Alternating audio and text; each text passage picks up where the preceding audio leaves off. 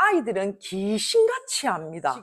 지금 제 답을 들으시면 조금 제가 이상하게 보이실 정도실 건데요. 저는 진짜 거짓 1도 없이 그렇게 했습니다. 뭘 그렇게 했냐고요? 제가 지금 이 영상을 찍으면서 지금 제 눈앞에 뭐가 붙어져 있는지 아십니까?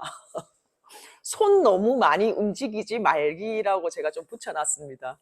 제가 제 영상을 보니까 손을 너무 많이 쓰더라고요. 조금 여러분들 지루하지 말라고 쓰는 이유도 있는데 이것이 습관이 돼서 엄청 많이 움직이대요. 정신 없으셨죠? 오늘 최대한 손을 한번 줄여보겠습니다. 어떤 게 더 낫는지 댓글 달아주시면 좋을 것 같아요. 좀 손을 쓰는 게 낫다?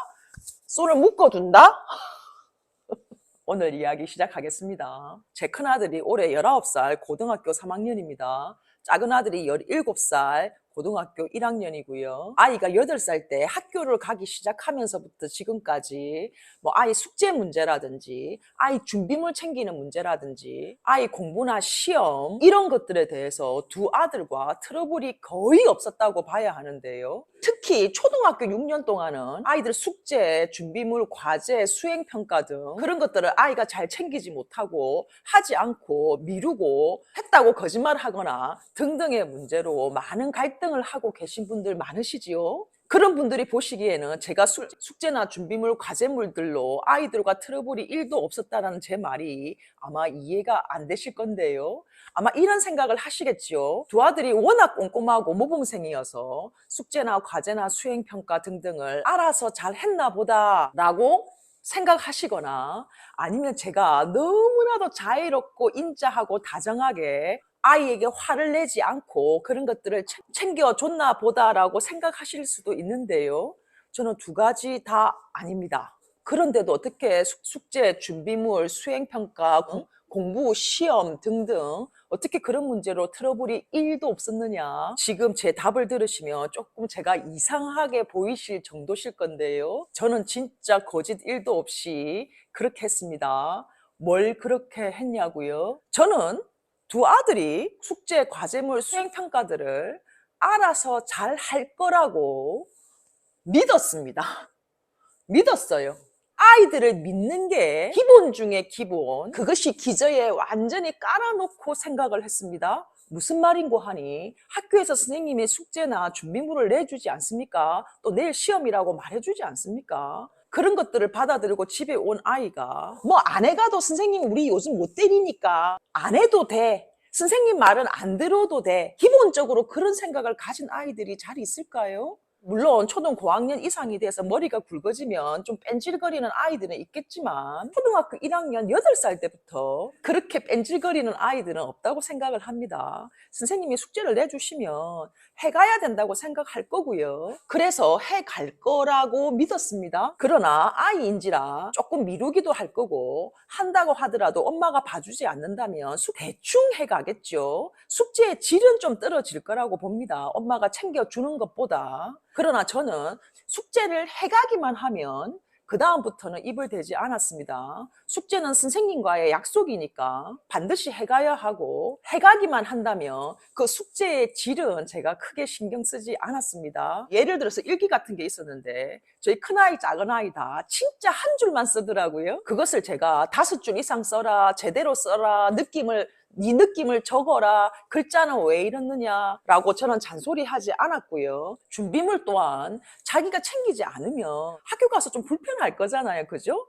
안 챙겨가는 날 너무 많았죠. 근데 자기가 불편함을 느끼거나 선생님한테 혼이 나면 그 다음에 또 잘 챙겨갈 거라고 봤습니다. 그런 시행착오들을 두 아이가 느끼고 겪어내고 개선해 가기를 저는 바랬습니다. 무슨 말인고 하니 첫 번째는 아이들이 숙제나 과제물 수행평가들을 해갈 거라는 것을 1도 의심 없이 믿어줬고요. 두 번째, 혹여 좀 미루다가 숙제를 안 해갔거나 준비물을 못 챙겨갔을 때 친구들 앞에서 좀 부끄럽고 선생님한테 혼나면서 그것을 개선해가는 경험을 스스로 하기를 바랬습니다. 또한 때로는 거짓말도 합니다. 아이들이. 제 생각에는 초등 6년 동안 혹은 중고등학교 지금까지도 두 아들이 제게 거짓말한 게 꽤나 있을 것 같아요. 그런데 제 기준은 그렇습니다. 우리 가정이 보통의 가정이고 제가 두 아들을 키우면서 항상 옳고 그름의 도덕과 사회적인 규범과 예절을 가르쳐 왔지 않습니까?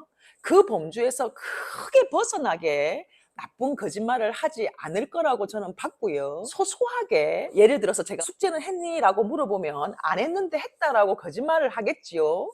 저는 그 정도의 거짓말은 좀 눈 감아 주려고 했습니다. 왜?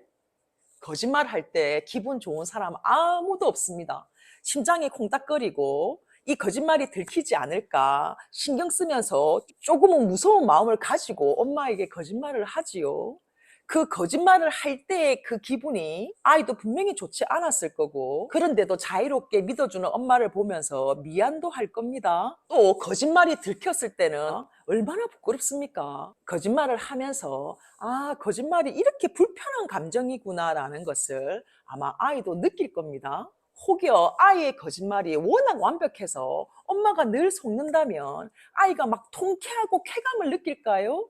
보통의 아이들이라면 자기에게 속고 그것도 모르고 자기에게 잘해주는 엄마에게 정말로 죄스러운 마음이 들 겁니다.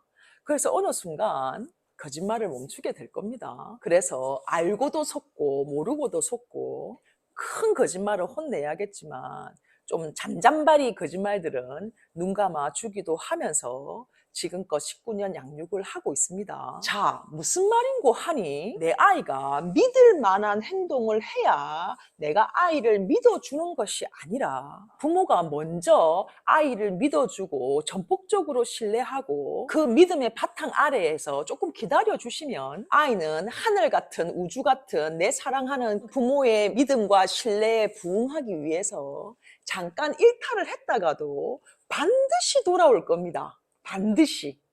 왜 소중하고 사랑스러운 내 아이가 내가 통제하지 않으면 거짓말을 할 거다. 숙제를 안 해갈 거다. 준비물을 안 챙겨갈 거다. 거짓말을 할 거다. 공부를 안 할 거다라는 왜 그런 부정적인 프레임으로 아이를 바라보십니까? 아이를 한번 믿어보십시오. 시선은 말을 합니다. 엄마가 나를 바라보는 시선이 믿음의 시선인지 불신의 시선인지 아이들은 귀신같이 압니다. 자기를 못 믿는 엄마에게 섭섭하고 반항심에 더 숙제도 안 하고 더 준비물도 안 챙기고 거짓말이 더 꼬리에 꼬리를 물기도 합니다. 제가 닉네임이 바보 엄마지 않습니까? 조금은 바보처럼 좀 모르는 척, 좀 무식한 척 아이를 믿고 신뢰하고 맡겨둬 보십시오. 시행착오도 있고 때로는 일탈도 있겠지만 변하지 않는 산 같은 엄마의 믿음에 다시 아이는 제 궤도로 돌아올 겁니다. 당신의 DNA를 가지고 태어났고 당신이 양육한 대로 자라고 있는 너무나 사랑스러운 아이입니다. 왜 아이를 못 믿는 것이 디폴트입니까? 믿는 것을 디폴트로 합시다. 그리고 아이가 잘못하는 거는 그때그때 자유롭게 가르치시면 됩니다. 아이들 좀 믿고 진득하니 좀 기다려 주십시오. 제 궤도로 들어올 때까지. 오소희 작가의 엄마의 20년이라는 책에 보면 이런 문구가 나옵니다. 믿으면서, 너를 믿으면서, 너를 믿는 나를 믿으면서 나는 담담히 내 세계를 가꾸고 있을 것이다. 믿으면서, 너를 믿으면서, 너를 믿는 나를 믿으면서. 내일 봅시다.